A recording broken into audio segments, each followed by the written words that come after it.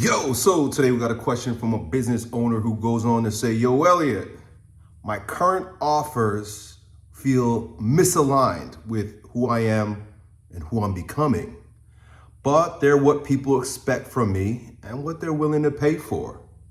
He says, I'm afraid that shifting my business will cause confusion in my audience. Should I wait till I'm 100% clear?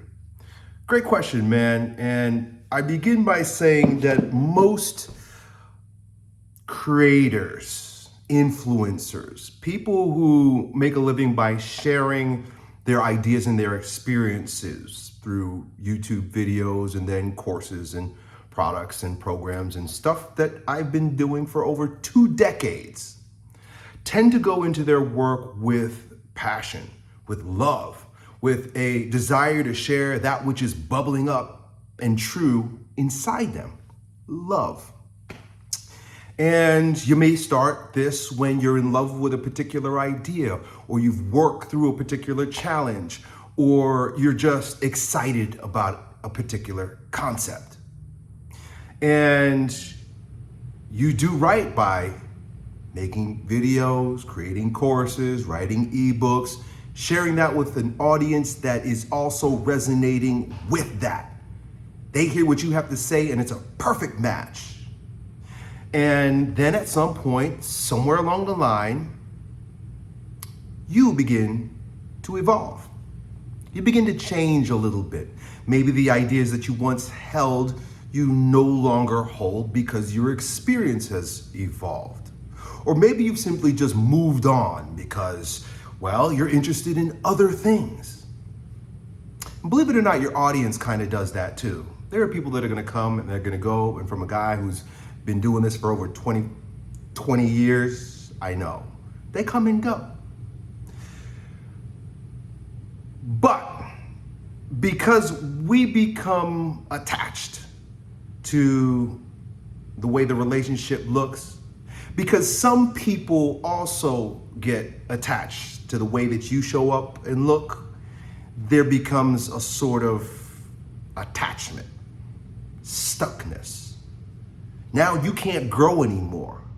And the very excitement that attracted your audience to you no longer is present anymore. And the more you try to be the thing that you once were for them, the more they'll begin to see that this guy is no longer for me. Not because the information is no longer good, but because your presence has shifted. Your interest is not the same. And so your vibe, your spirit, the you behind the you that shows up on YouTube is absent. He's somewhere else. So the idea is that if I stay with what I'm no longer passionate about, I'll keep the people coming and they'll keep continuing to pay. But if I shift to that which is actually arising in my soul and spirit and my heart is throbbing for, they're going to leave. But that's where your vibe is the strongest. That's where your true essence is performing. So there's this trap. You kind of get stuck. You know, as I was reflecting on your question, I was thinking about how fortunate we are to live in this time where our very presence becomes our present. You can get paid for who you are more than what you do. And we still sort of have the remnants of the industrial age trapped in our nervous systems, either latent attachment to it, meaning we think that we need to continue to behave that way, like we did during the Industrial Revolution, like when the assembly line was the big technology, or our very resistance to it keeps us attached to it.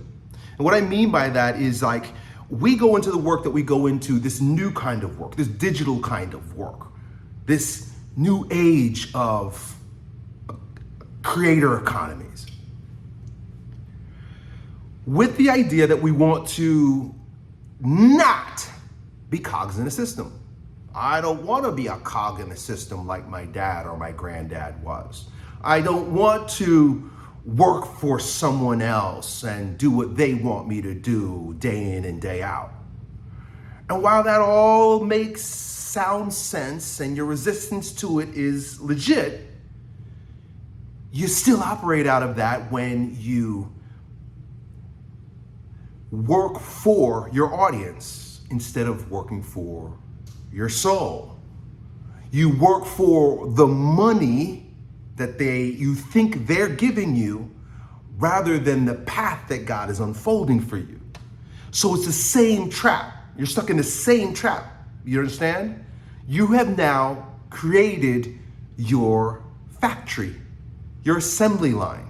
And so you become an assembly line creator, pumping out better hooks and better video timing and structure. And you basically go from being an artist to a cog in a system, a copycat.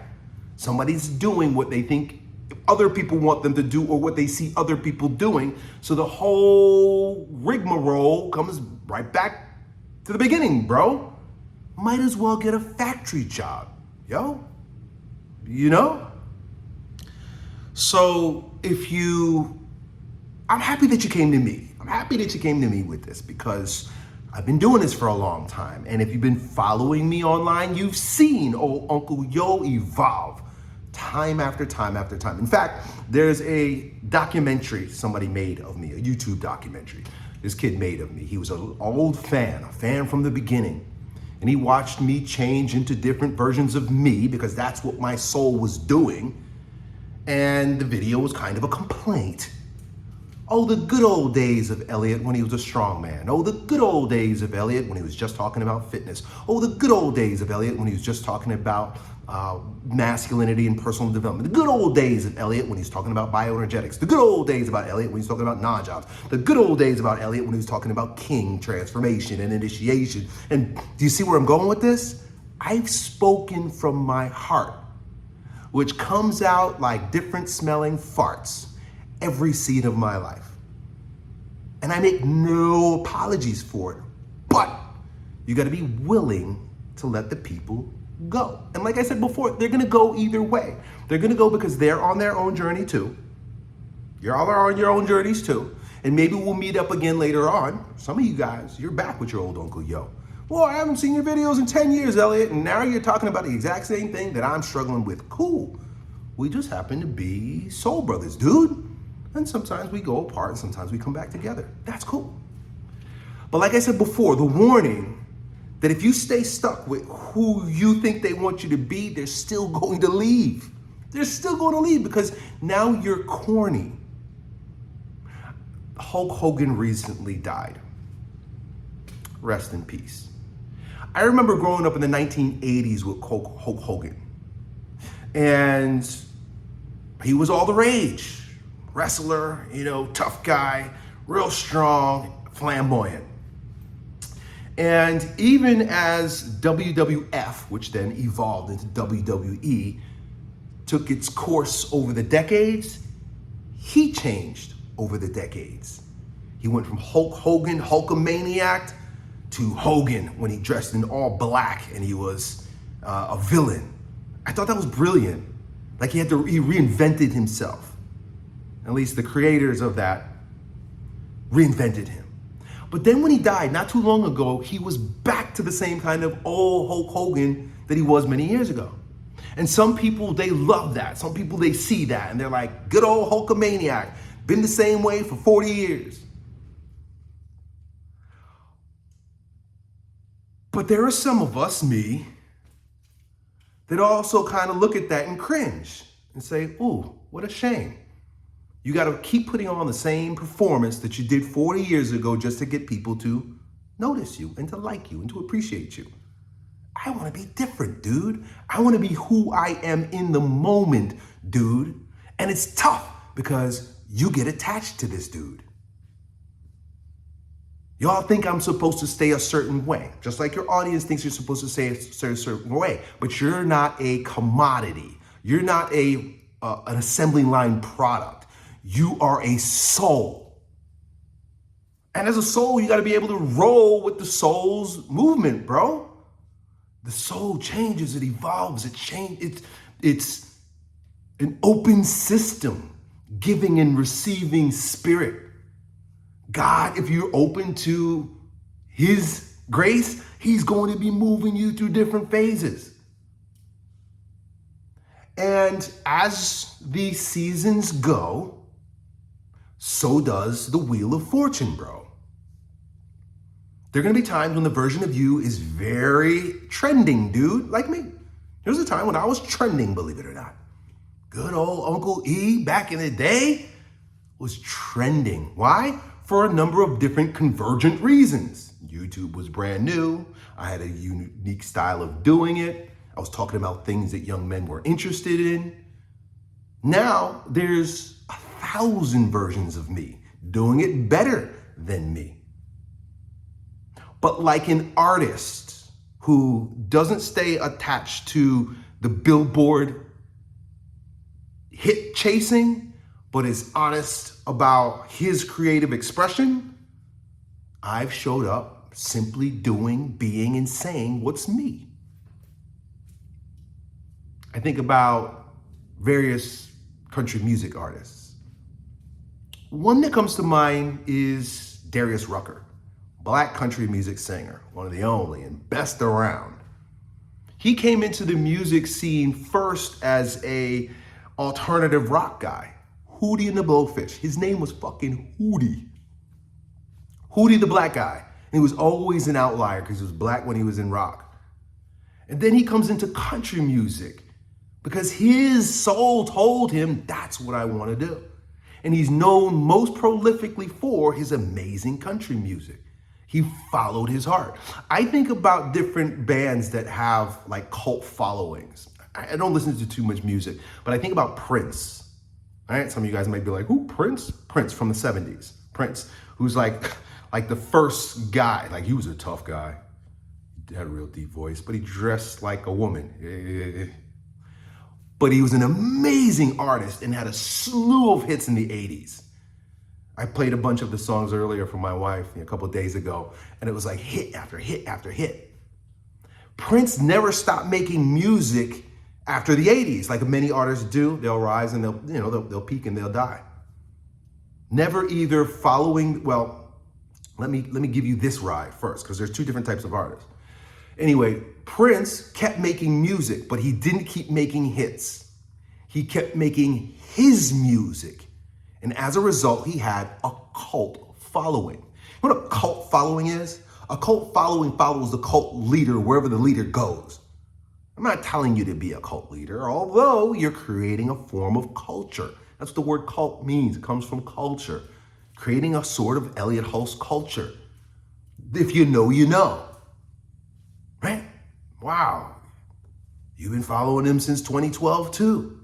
There's a certain type of person that will follow the artist no matter where they go because they like the artist, not the production. I made a video a couple of days ago about performance versus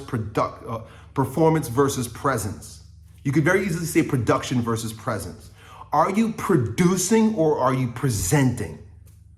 Are you making shit to make people like you and pay you? Or are you presenting your presence and being true to you? That's what matters more than anything, dude. And I'm not telling you what to do. You can choose to be, like many people, a producer of stuff, right? Like Henry Ford. Think about Henry Ford, right? He's one of the great American entrepreneurs.